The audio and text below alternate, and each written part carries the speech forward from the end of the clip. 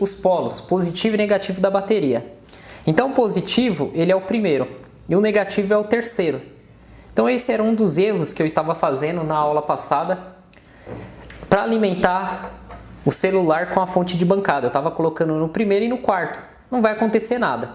Então vamos colocar aqui a ponta do multímetro vermelha no positivo e a preta aqui no negativo.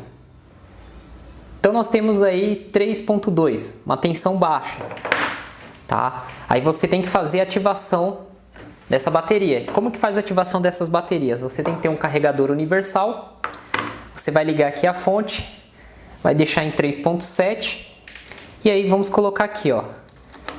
No caso, vamos colocar a bateria desse lado, então vamos colocar aqui o positivo e aqui o negativo, certo? E aqui colocamos a bateria. Vamos encaixar aqui corretamente os polos. Olha lá, ó.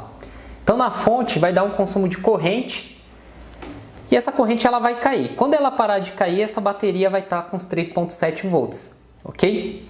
E aí você pode aumentar a tensão e verificar se a corrente está caindo. Agora se você aumentar tudo de uma vez, ó, a fonte desarma. Então você tem que ir aumentando aos poucos. 1.5 é muito pouco.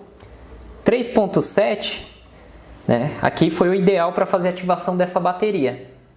Ela está com a tensão abaixo de 3.7. Quando chegar em 3.7, a corrente ela vai parar aqui de oscilar, de cair. No caso, né? Ela vai caindo a corrente. Então, nós devemos ter duas fontes de bancada, porque uma fonte de bancada você vai deixar a sua bateria ativando. E com a outra fonte de bancada, você vai alimentar a placa do celular. Então, o que nós vamos fazer agora? Com o multímetro aqui na escala de diodo, né, semicondutores, aquela escala que emite o bip, nós conseguimos verificar a resistência aqui na entrada da placa. Então, aqui nós temos o polo positivo, que é no primeiro, e o negativo, que é no segundo. Então, esse era o erro que eu estava fazendo ao alimentar a placa. Eu estava pegando o primeiro e o último. Então, a ponta vermelha aqui no positivo e a preta no negativo, nós temos aí 842 ohms. Tá? Não está baixa a resistência. Se apitar, a resistência estiver muito baixa, nós podemos desconfiar algum componente aqui na entrada, drenando, né, a corrente para o terra, algum componente em fuga. Então, esses testes que eu fiz não me ajudaram ainda a identificar o problema dessa placa. Como a maioria já deve saber, a fonte de bancada ela tem que ser usada nesses testes. Se você não tem, vai ficar muito difícil você conseguir reparar aí placa de celular, trabalhar nessa área. Então o que nós vamos fazer? Vamos ligar a fonte, vamos colocar aqui em 1.5 volts, vamos desligar e vamos colocar as pontas aqui. Então a ponta vermelha eu coloco aqui do lado esquerdo. E a ponta preta eu não vou colocar no pino 4, porque é o terceiro pino. Então esse era o erro da aula passada, que teve um aluno que cometeu isso no nosso grupo de suporte.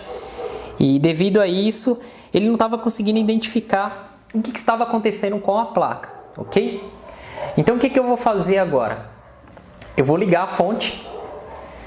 Então nós temos um pequeno consumo aí de 0.06 em 1.5, vamos aumentar para 3.6. Ó, o consumo da corrente aumentou. Se a fonte desarmar ou disparar aqui, né, acima de 1 ampere, não aumente a tensão. Alguma coisa vai drenar corrente para o terra, né? O pessoal costuma dizer curto, e vai dissipar calor. Então vamos aumentar para 4.8. Para 4.8 temos aí 800 mA. Então alguma coisa vai esquentar. Aí que entra o congelante aerosol. É caro, eu paguei R$60 isso aqui. Eu comprei aqui na minha cidade, lógico, se você comprar pela internet ou lá em São Paulo vai ficar bem mais em conta. E nós vamos usar ele para identificar o componente que está dissipando calor. Então vamos jogar ele aqui na placa. Então olha só, vamos jogar mais. Congelou. Tá congelando a placa, congelou. Vamos verificar aí quem vai esquentar e dissipar esse calor. Então ela começou daqui para lá. Ó, a placa ela tá bem gelada. Então vamos tirar aqui da placa, vamos remover aqui os flats. Vamos jogar aqui nesse componente. Ó. Então descobrimos aí, é esse cara aqui que tá em curto. Então vocês viram que o congelante, ele ajuda muito. Porque na hora que você joga, ele congela ali a placa e o componente, deixa eu desligar aqui, que tiver com essa fuga de corrente por terra, vai drenar, vai dissipar calor. E aí ele vai descongelar ali a área e você vai saber onde que está a parte do setor. Então o que acontece? Esse tipo de reparo, no caso essa placa aqui, ela está com esse CI, eu não estou conseguindo enxergar agora, eu não sei se é o processador ou se é o Power Manage. Então esse caso aqui eu vou passar para o professor Luiz para analisar, porque tem que ter uma placa sucata idêntica a essa para fazer a troca desse CI. Provavelmente é um CI BGA, né? Então já é um conserto mais complexo. No nosso curso completo, manutençãodocelular.com.br, nós fizemos vários consertos de placa com problema no Power Manage, ressolda do Power Manage, troca do Power Manage, né? Foram realizados aí mais de 35 consertos de aparelhos celulares e muitos problemas aí no Power Manage.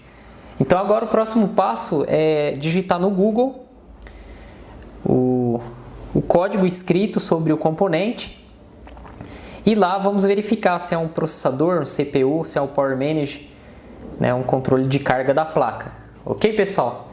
Então espero que tenham aproveitado essa videoaula. Se você quer aprender mais, né? Como que faz para trocar o Power Manage? Como que faz para pesquisar no Google para descobrir? Esquema elétrico. São muitos detalhes. Você tem que fazer um curso para você aprender. Se você quer se tornar um profissional, o primeiro passo é estudar. E nós temos aí o curso completo para isso. O curso online com 25 horas de aula, direito a certificado e suporte.